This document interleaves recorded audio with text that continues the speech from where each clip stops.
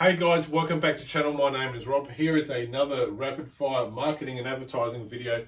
On this video, I'm going to be sharing the long lost secrets of Mr. Clyde Bedell.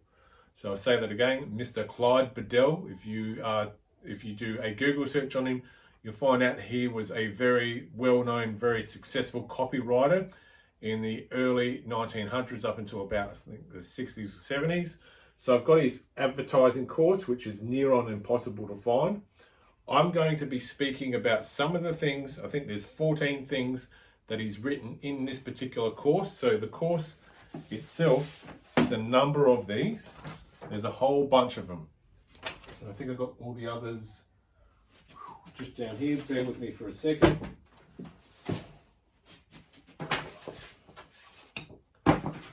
So there's like a whole bunch of these self-paced learning materials that Clyde Bedell produced way back.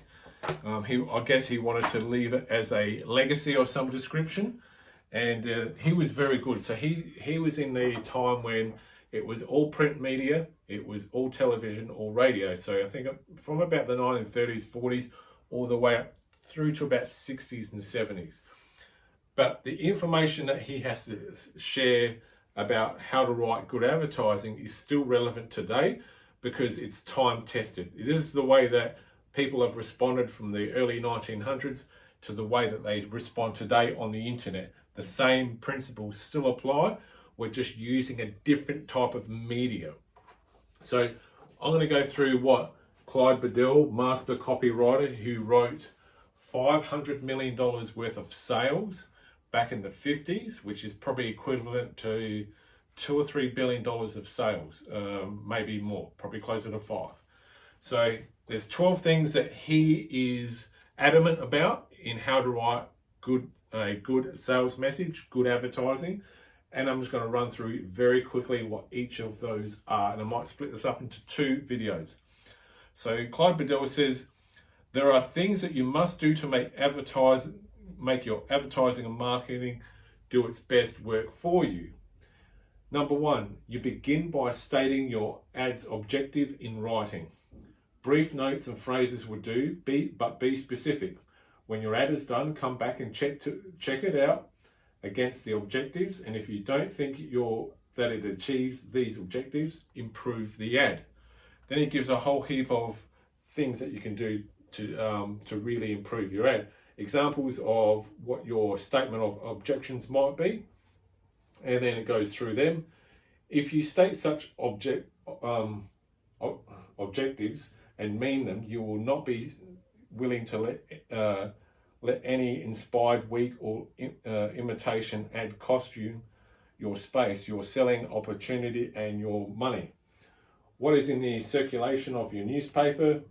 Think about how many people are in that circulation and who you could buy and what you would want to sell. If you're given the privilege of having a salesman or yourself stand up before all those thousands of people to deliver a selling message to them, that could be as perfect and as excellent as wisdom could make it. But that could not be added to, altered, or modified. You certainly couldn't go to any other lengths to have the words right: purposeful, potent, appealing, adequate, and persuasive.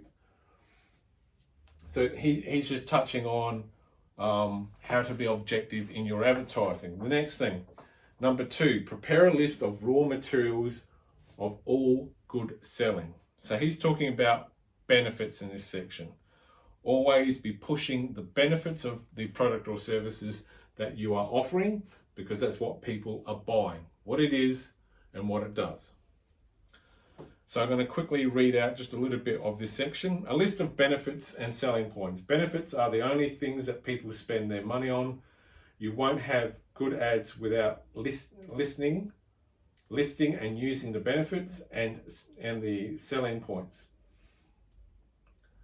Prepare also a list of all other materials that go into the ad. Put every single little thing down, such as signature, store hours or website hours, terms, conditions, payment, mention of additional items, assortments, and so on. If you don't list these at the outset, you'll probably omit something in the important. Very smart people who are not smart enough to depend on checklists are often responsible for inexcusable omissions. You are to think about to address a very large audience. Think it through. You will want your ad to be complete so it can render the fullest possible service to readers, hence to you. So that can be applied into the electronic world. Write a good headline.